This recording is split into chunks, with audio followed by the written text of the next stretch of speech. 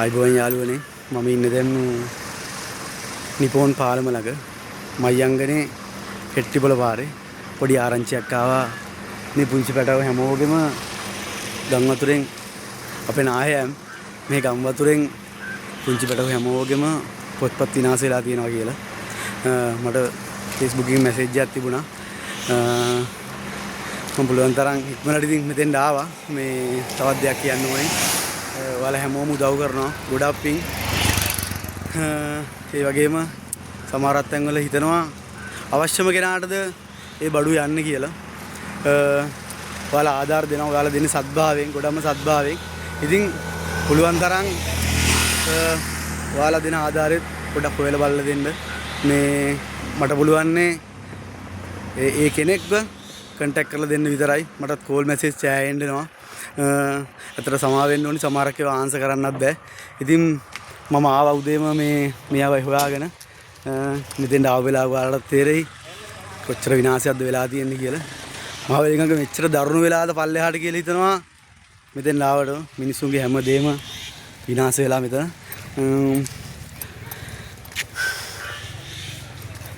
යන තේරෙන ආපු වෙලාවක තේරෙයි මෙතෙන් කොහොම විනාශයක් වෙලා තියලා මේ අම්ම කෙනෙක් ළමයිගේ පොත් ටිකක් වේලනවා අක්කේ පොඩක් කතා කරන්න ඕනේ මේ කුණේ කවද්ද දැක්කේ ඔයාලට මතක විදියට මතක විදිහට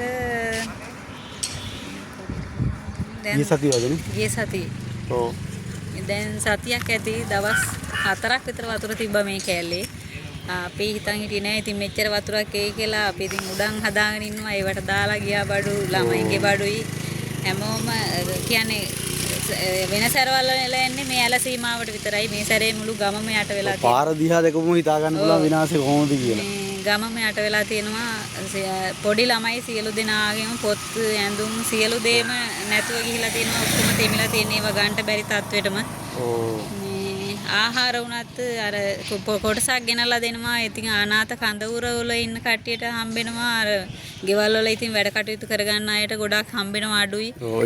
එයාලට ඉතින් හම්බෙන් පණිවිඩයක් හම්බුනොත් ගිහිල්ලා ගේනවා මිසක් නැත්තම් අර පාර එන කට්ටිය ගෙවල් ගානේ දීගෙන යනම නම් තමයි ගොඩක් සුදුසු. ඒ කියන්නේ මේ වෙනකොට ගෙවල් වල තමයි ගොඩක් අය ඉන්නේ තමන්ගේ වැඩ කටයුතු කරගන්න අය පිටින් එන්නේ නැහැනේ තමන්ගේ දේ කරගන්න එපේ. ඒ හින්දා තමන්ගේ දේ කරගන්නකොට එතෙන්ට යන්ටයි මේ දේ කරගන්නටයි මේ දේ කරගන්නටයි දෙකක් බැරි හින්දා හැමෝම යන්නේ නැහැ කොටසක් ඉන්නවා. ඉතින් අර පවුලේ සංඛ්‍යාව වැඩි අය නම් එතෙන්ට වෙලා ඉන්නවා.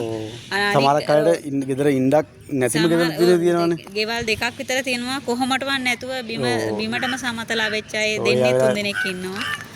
එයාලට තමයි ඉතින් ගොඩක් අපහසුතාවයල් තියෙන්නේ. එයාලට අර දැනට සුදුසු විදිහට අර මධ්‍යස්ථානේ හිටියට තව ටික දවසකින් ඉතින් ඔතනත් නැතුව යනවනේ. අනිවාර්යයෙන් අපි ඉන්න තරම් මධ්‍යස්ථානේ. ඒ වගේ අයට ගොඩක් උදව් කරනවා නම් ගොඩක් හොඳයි. මල්ලිලා තමයි ඉතින් ඉස්සරලම ආවේ වගේ දෙයක් කරන්න. මේ හරියට මට මේ ඔයාගේ ෆෝන් එකක් වැඩද කොහොමද? අයියාගේ නම්බරේ දෙන්න. හරි අයියාගේ නම්බරේ ගන්න බෑ. මට හරියටම කියන්න ඇක්කේ මෙතන තැන කොතනද කියලා. මෙතන මාතලේ දිස්ත්‍රික්කයේ කෙළවරේ මාතලේ දිස්ත්‍රික්කයේ කෙළවරේ හෙට්ටිපොළ නගරයේ ගංගසිරිගම පේරකනත්ත ගම තමයි අපේ ගම නිපෝන් පාලම අසල. ඔව් ඔයාලගේ ඉස්කෝලේ ළඟද? ඉස්කෝල දෙකක් තියෙනවා එකක් හෙඹරව පාලමෙන් එහා පැත්තේ. එකක් තියෙනවා මේ පැත්තටම වෙන්න මේ ඉමාඩුවේ අයට. අනිත් අය නම් හෙට්ටිපොළ හරිය මේ යනවා. ඉතින් මේ ළමයි ඉතින් කොහේ ගියත් ගමේ ළමයි ටිකට දැන් වෙන්න තියෙන දේ සිද්ධ වෙලා ඉවරයි. නෑ මේ අපේ කට්ටිය උදව් කරන්න බලාගෙන ඉන්නවා. මට පුළුවන් උදව්වක් උඹලට කරන්න. මේ හරි ඔයාලට බොහෝ දුරට ඇත්තම ප්‍රචාරයක් තියෙයි. මේ හරියක් thank you. මේ තංගනකට ආපු වෙලාවක තේරෙයි. එතන අපේ අම්මා තාත්තත් ගොවිතැන් කරලා තමයි අපිට ගන්නේ. අවුරුදු 13ක් ඉස්කෝලේ ගිහින් මේ පොතක් ගෙදෙද්දි තෙමුණාම තියෙන වේදනාව තේරලා තියෙනවනේ. බලලා කුචි දවවක් කරන්න. මම අර කිව්ව පළවෙනි පණිවිඩේ ආධාර හම්බ වෙනවා. මිනිස්සු දව් කරනවා.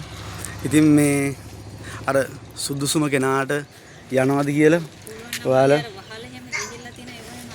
ඔව් මේ මෙතෙන් ඇත්තටම උදව් කරන්න කට්ටිය බොහෝ දුරට එයි. මට පුළුවන් උදව් කාඩ මම කරන්නම්.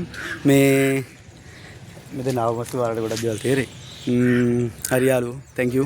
පුළුවන්